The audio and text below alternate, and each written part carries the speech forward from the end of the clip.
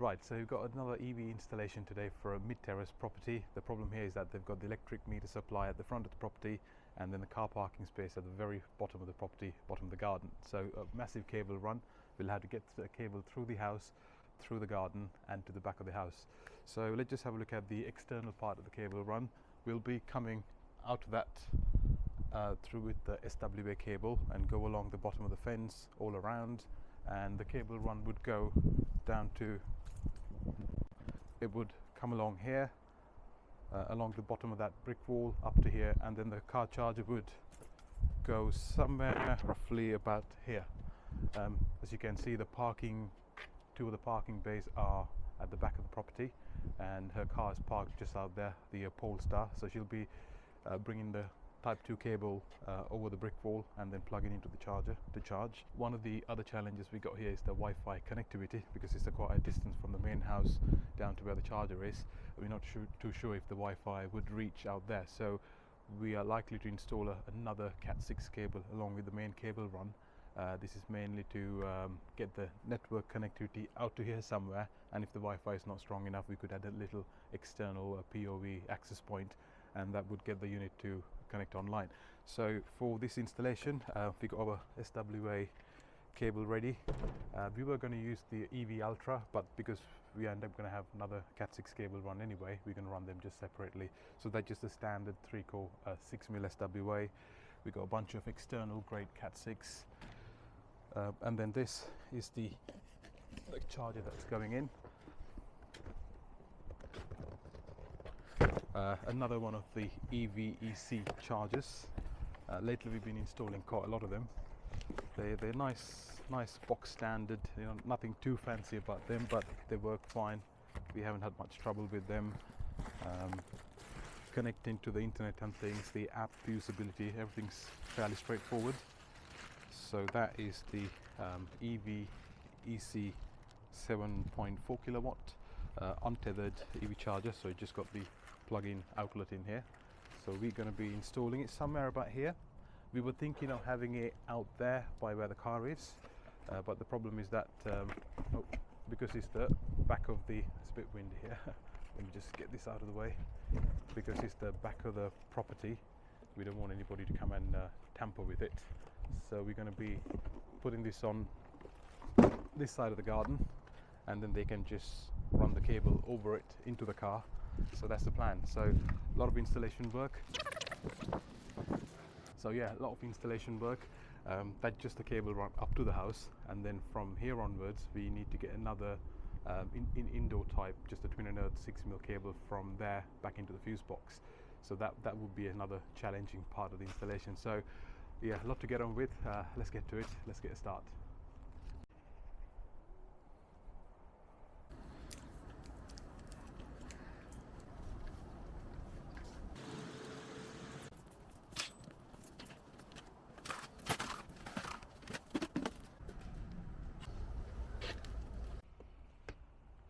Of that. Is it? Yeah.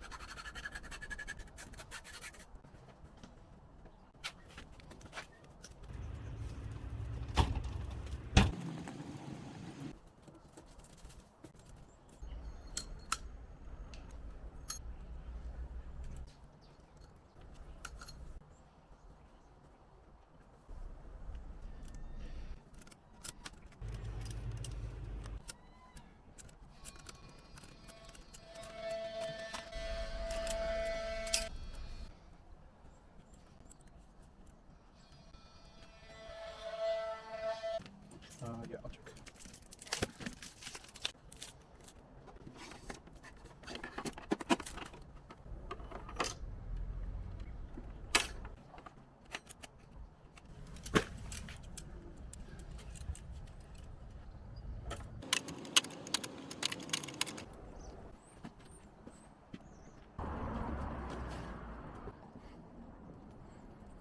This is the internal part of the cable run.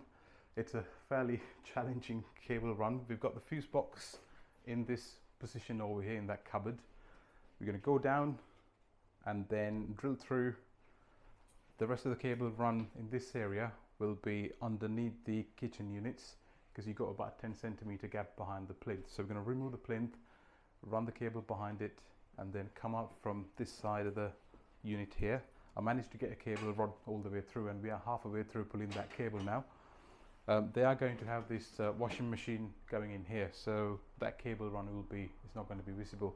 The rest will be on a trunking at the bottom of the skirting, so it looks like an extension to the skirting itself. Run all the way to there, and we managed to drill through that already. So the cable, twin and earth cable with the load management cable, will go out into a whisker box that will then change over into armoured back again, all the way back to the car charge unit. So that's the cable run.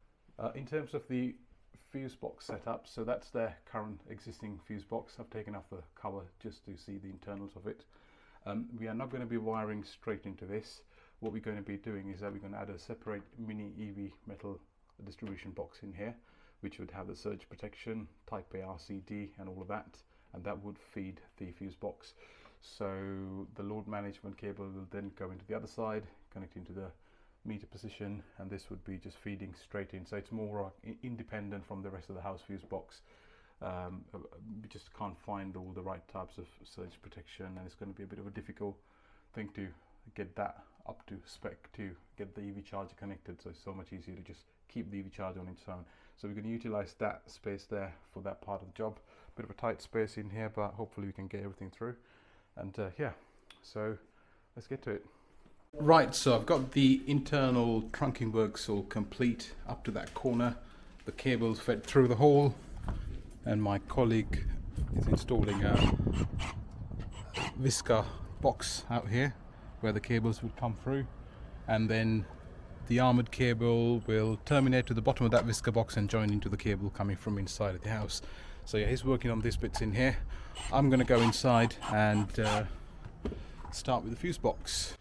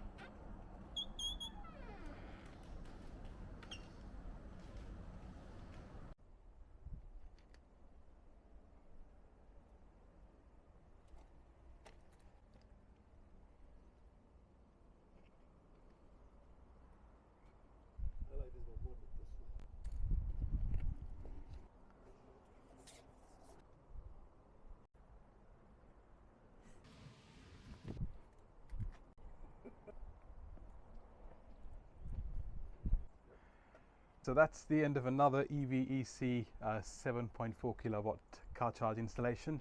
So we'll see you in the next video.